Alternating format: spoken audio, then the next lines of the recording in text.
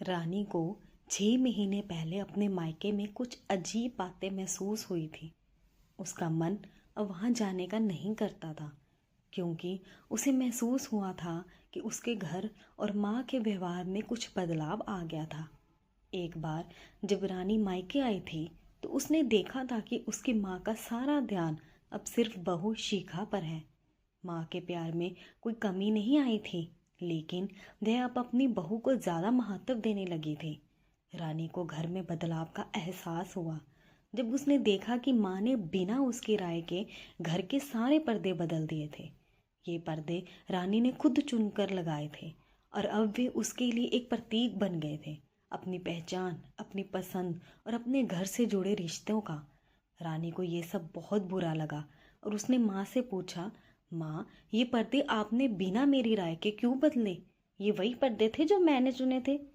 अरे, वो शिखा को ब्राइट कलर के पर्दे बहुत पसंद है, तो मैंने सोचा क्यों ना बदल दिए जाए। तुमसे पूछने की क्या ज़रूरत थी? ये तुम्हारा घर है, तुम जब चाहो बदल सकती हो। रानी का दिल चुराया हुआ था। उसे ऐसा महसूस हुआ कि माँ अब उसे उतना नहीं चाहती जितना पहले चाहते थे। अब वे अपनी बहू को प्राथमिकता देने लगी थी और रानी की भावनाएं ठुकराई सी महसूस होने लगी थी। शिखा, रानी के भाई की पत्नी, रानी के लिए एक और मुश्किल का कारण बन गई थी। शिखा ने रानी से कहा कि दीदी, आपको आलू चाट बहुत पसंद है ना? मैंने सब तैयार कर लिया है, क्या मैं बना कर लाऊं? हाँ, बना लाओ। रानी की नज़र में ये एक अच्छा इशारा था।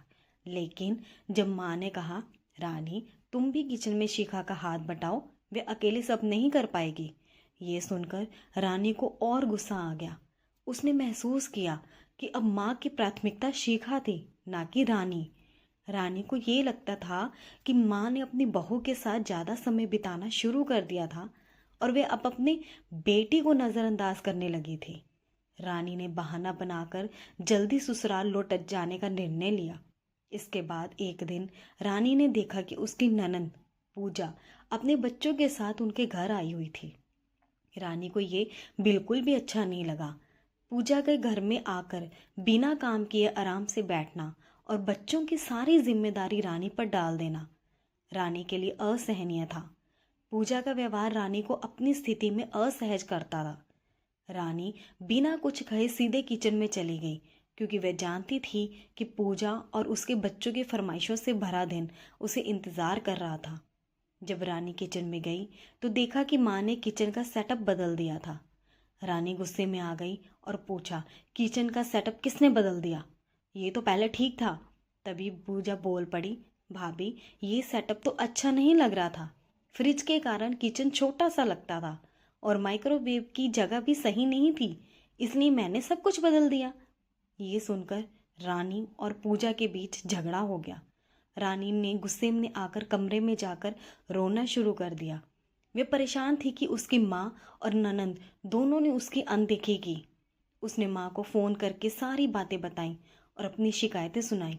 रानी की बातें सुनकर पिताजी ने धैर्य से उसकी पूरी बात सुनी और फिर समझाया, बिल्कुल सही है बेटा, किसी भी माँ या सास के लिए अपनी बेटी और बहू के बीच संतुलन बनाना आसान नहीं होता।